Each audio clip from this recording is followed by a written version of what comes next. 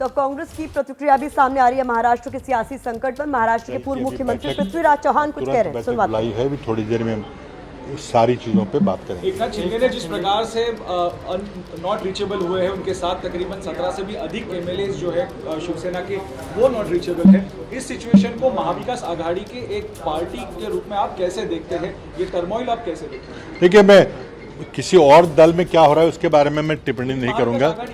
जी हाँ, लेकिन ये महाविकास आघाड़ी के सही जगह पे हम इसकी चर्चा करेंगे अगर आवश्यकता होगी तो, क्योंकि पब्लिक में बात करने की बात नहीं है। आपको नहीं लगता सरकार अल्पमत में जाती हुई दिखाई दे रही है? नहीं, देखिए कल ही शिवसेना टूटी तो कहीं ना कहीं आपकी सरकार गिर जाएगी। ये अगर मगर की बात नहीं चाहिए। कल ही वोटिंग हुआ है, हमारी अक्सरियत जो हमने साबित की है, लेकिन अक्सरियत कम हुई है, हमारी मेजॉरिटी कम हुई है, इसकी चिंता का विषय है। काँग्रेसचा पराभव कुठेतरी गटातटाच्या राजकारणामुळे झाला। तर काय झालं ते आम्ही आता त्याची चर्चा करण्याकरता आम्ही जमलेलो आहोत, आता आम्ही बघणार आहे। पण एक जो मेसेज गेलेला आहे तो त्याबद्दल मला दुःख होतं आहे की आमच्या एक अतिशय हुतकरू अशा काँग्रेसच्या दलित कार्यकर्त्याचा, तो दलित होता हे महत्त्वाचं नाही, पण एक चांगला कार्यकर्ता होता, एक माजी मंत्री होता। तो संख्या बल कम होना चिंता की बात है, ये खुद मान रहे हैं महाराष्ट्र के पूर्व मुख्यमंत्री कांग्रेस के नेता पृथ्वीराज चौहान। अब आपको सीधे ले चलते हैं शिरीन के पास, जो आपको आंकड़ों के जरिए समझाएंगे कि बीजेपी का समीकरण आखिरकार क्या है। शिरीन। बिल्कुल प्रतिमा, देखिए महाराष्ट्र का जो ये सियासी सरकार पर संकट है वो कैसे बीजेपी के लिए उम्मीद की किरण जगा रहा है उसके मन में। ये हम बीजेपी की सरकार का समीकरण बताने की कोशिश करते हैं आपको और समझाते हैं कि क्या स्थिति है फिलहाल। बहुमत के लिए 144 का आंकड़ा होना बेहद जरूरी है, ये बहुमत का आंकड़ा है। बीजेपी के पास जो मौजूदा नंबर्स हैं वो है 106 फिलहाल है, जो कि 144 से काफी दूर है। अन्य 28 हैं, तो ये 28 नंबर अन्य का है। शिवसेना के जो बागी है फिलहाल जिन पर नजर है बीजेपी की, उनकी संख्या 29 है, हालांकि इसे लेकर अभी कुछ कहा नहीं जा सकता। और ये सारे नंबर अगर जोड़ दिए जाएं तो 163 का ये आंकड़ा, जो कि 144 से काफी आगे जाता हुआ दिखाई दे रहा है। और इसीलिए ये जो आप देख रहे हैं, इसी वजह से बीजेपी इस संकट को एक मौके के तौर पर देख रही है, एक खुशी बीजेपी के लिए संकट से। प्रतिमा, तो बिल्कुल यही वो नंबर गेम है जिसे समझकर बीजेपी जो है वो बेहद खुश है और महाराष्ट्र में जो है हलचल बहुत ज्यादा तेज हो गई है। मृत्युंजय हमारे सहयोगी, मैं उनका रुख करना चाहूंगी। तमाम और रिपोर्टर्स भी हमारे साथ बने हुए हैं। मृत्युंजय, जिस तरीके से नंबर गेम पर नजर डाला जाए, अगर 29 उन बागियों को भी जोड़ लिया जाए तो यही क्या वजह है बीजेपी के खुश होने के लिए और महाराष्ट्र सरकार के लिए चिंता के लिए? प्रतिभा, देखिए आंकड़ों की हम अगर बात करें तो आंकड़े बहुत ही दिलचस्प हैं, क्योंकि बीजेपी के पास भी 105 विधायक हैं, उनके पास 7 निर्दलीय या जो छोटे दल हैं उनका समर्थन है। इस प्रकार से आंकड़ा कुछ 112 पहुंचता है। और जो जानकारी है कि अगर एकनाथ शिंदे के साथ के जो समर्थक लगभग 29 है और उनके साथ कुछ निर्दलीय भी हैं, तो ये आंकड़ा लगभग जो हमें सूत्र बता रहे हैं कि 32 से 34 के आसपास है। अगर 30 के आसपास भी आंकड़ा निकलता है तो देखिए यहाँ बहुत करीबी मामला बनता है। और महत्वपूर्ण बात यह है कि जब कोई भी सरकार स्थापना की अगर हम बात करें, सत्ता स्थापना की बात करें, तो छोटे दल और निर्दलीय हमेशा जो सरकार बनाने के पक्ष में होता है उसकी तरफ चुंबक का काम करते हैं, खींचे चले आते हैं। तो जो बहुत सारे छोटे दल हैं जिनके 1 या 2 विधायक हैं, 3 विधायक हैं, ये दल भी वही काम करेंगे कि ये सत्ताधारी पार्टी जो बनने वाली होगी उसके साथ जाएंगे। लेकिन यहाँ दिलचस्प मामला ये है कि शिवसेना, मैं तुझे रोकना चाहती हूँ आपको, माफी के साथ फिर से आपके पास आऊंगी, लेकिन प्रफुल्ल शायद कोई अपडेट देना चाह रहे हैं। प्रफुल्ल, देखिए अभी करीब 11 बजे प्रफुल्ल पटेल जो है वो शरद पवार से मुलाकात करके निकले थे। 1 घंटे बैठक हुई थी और उसके बाद एक बार फिर प्रफुल्ल पटेल जो हैं वो अभी यहाँ पर शरद पवार के घर पहुँचे हैं और दोबारा से अंदर जो है वो जा रहे हैं। तो एक बार जो फिर महाराष्ट्र में जो अभी स्थिति है उसको तमाम जानकारी लेकर वो फिर से अंदर पहुँचे हैं प्रफुल्ल पटेल। हम सामने देख पा रहे हैं कि वो घर के अंदर जा रहे हैं। तो करीब 1 घंटा पहले, इससे कुछ देर 1.5 घंटे पहले मुलाकात हुई थी, 1 घंटे की वो मुलाकात चली थी और एक बार फिर प्रफुल्ल पटेल जो है वो दोबारा शरद पवार के घर पहुँचे हैं। तो कहीं ना कहीं शरद पवार पूरी स्थिति पर यहाँ से नज़र बनाए हुए हैं, क्योंकि 2:30 बजे राष्ट्रपति चुनाव को लेकर एक बैठक बुलाई थी, इसलिए वो दिल्ली में है। लेकिन यही बताया जा रहा है कि लगातार वो नज़र बनाए हुए हैं और इस बैठक के बाद वो संभवतः मुंबई चले जाएंगे, क्योंकि जो स्थिति है उसको कहीं ना कहीं संकट मोचक कहा जाता है महाविकास आघाड़ी के शरद पवार को और बहुत अच्छे कुशल नेतृत्व देते हैं वहाँ पर। तो इसीलिए लगातार वो नज़र बनाए हुए हैं। प्रफुल्ल पटेल जो है वो अभी वापस लौटे हैं उनके घर पर। तो ये बड़ा अपडेट शरद पवार के घर के बाहर मौजूद हैं हमारे सहयोगी प्रफुल्ल श्रीवास्तव जो दे रहे हैं कि वहां पर भी मुलाकातों का दौर लगातार जारी। इस बीच रौनक कुकड़े का मैं रुख एक बार फिर से करना चाहूंगी। रौनक, जिस तरीके से हम तस्वीरें दिल्ली से देख रहे हैं और जिस तरीके की तस्वीरें महाराष्ट्र से सामने आ रही हैं, तो कुल मिलाकर मुलाकातों का ये दौर बता रहा है कि दोनों ही तरफ, एक महाविकास आघाड़ी की अगर हम बात करें और बीजेपी की बात करें, दोनों ही तरफ संकट भाप लिया गया है।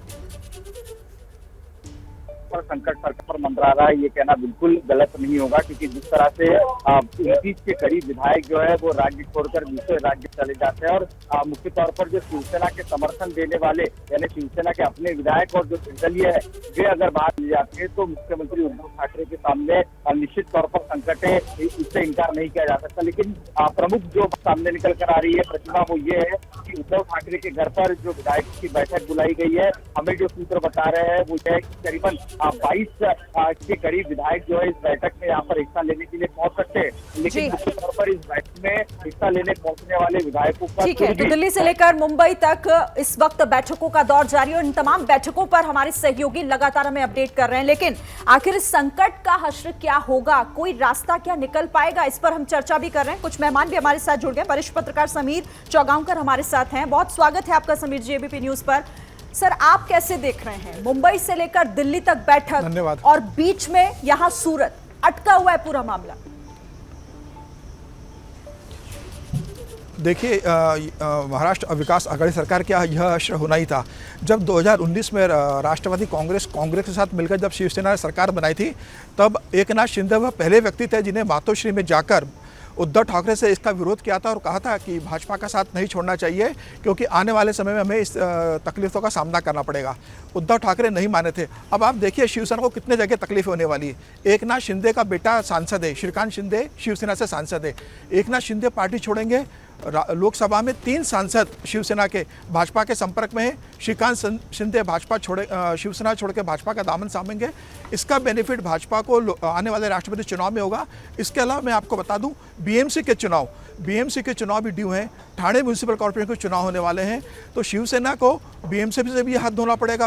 वृत्त मुंबई महानगर पालिका शिवसेना के हाथ से जाएगी, ठाणे म्यूनिसिपल कॉर्पोरेशन शिवसेना के हाथ से जाएगी, राज्य में सरकार शिवसेना के हाथ से जाएगी और लोकसभा में सांसदों की संख्या शिवसेना की आधी हो जाएगी, क्योंकि शिवसेना एनडीए में शामिल था और भारी उद्योग मंत्रालय शिवसेना के पास था। जब शिवसेना ने मोदी सरकार से बाहर रहने का निर्णय लिया, उस समय अरविंद सावंत ने इस बात का नाराजगी जाहिर की थी कि उन्हें इस्तीफा देना पड़ा था। तो मुझे लग रहा है आने वाले समय में सिर्फ महाराष्ट्र की सरकार ही नहीं जाएगी। 15 साल से जहां पर मुंबई महानगर पालिका में शिवसेना का कब्जा है, शिवसेना को वहां से भी हाथ धोना पड़ेगा और लोकसभा में भी अपने सांसदों की संख्याओं से हाथ धोना पड़ेगा। तो समीर जी, कुल मिलाकर आप ये कह रहे हैं कि जो सूरत में खेल चल रहा है वो सूरत बदल देगा सरकार की, राज्य से लेकर केंद्र तक में। आपका प्रश्न कट के आप क्या पूछ रहे थे? समीर जी, मैं ये कह रही हूँ कि जिस तरीके से सूरत पहुंच गए एकनाथ शिंदे, आपको मेरी आवाज मिल रही है? बिल्कुल। वो महाराष्ट्र सरकार की सूरत जो है न केवल राज्य में बदलेगा बल्कि केंद्र में भी इनको झटका लगेगा।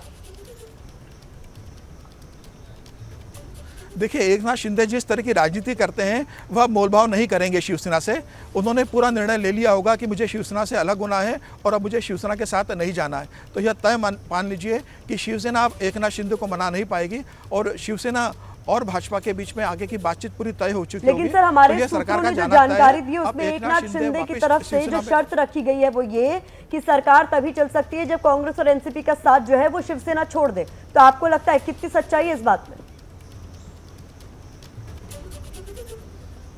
आपकी आवाज बहुत कट गई। मैं शायद आपने ये पूछा है कि क्या एकनाथ शिंदे ने कोई शर्त रखी है क्या वापसी के लिए? जी बिल्कुल, मेरा सवाल ये है सर कि ये सूत्र बता रहे हैं हमारे कि एकनाथ शिंदे ने ये शर्त डिक्टेट की है कि अगर शिवसेना की सरकार, मैं इधर उधर नहीं जाऊंगा, शिवसेना की सरकार चलती रहे लेकिन उसमें कांग्रेस और एनसीपी शामिल ना हो। मुझे लगता है कि यह बहुत मुश्किल है। अब एकनाथ शिंदे अलग हो जाएंगे, अब शिवसेना बीजेपी के साथ नहीं जा पाएगी।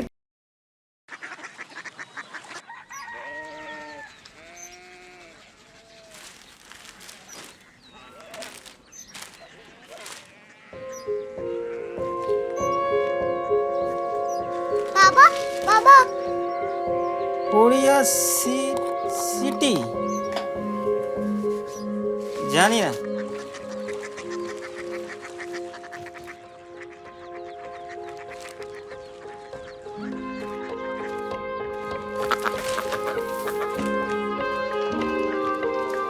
Korea city.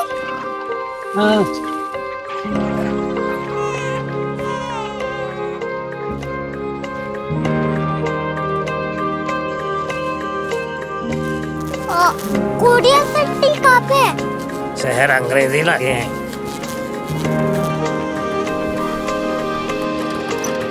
Korea city.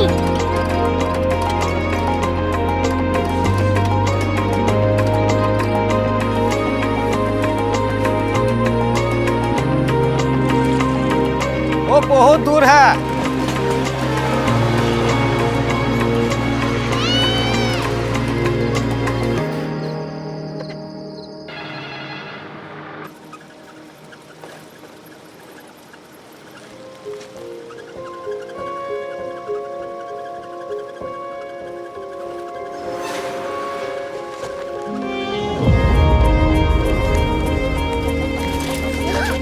Korea city.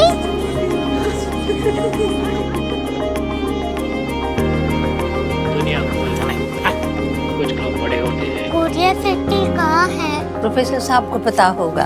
हो, ये छोटा वाला ग्लोब लगता है और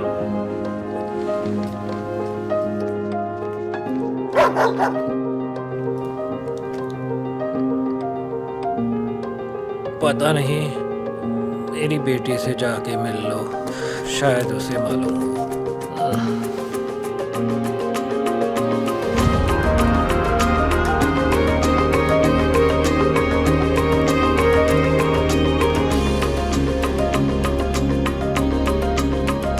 हाय, बाबा ने भेजा है। Come here. Korea city. Korea city नहीं, क्यूरियोसिटी। वो क्या? That's what brought you here. जो तुम्हें यहाँ तक ले आया। क्यूरियोसिटी।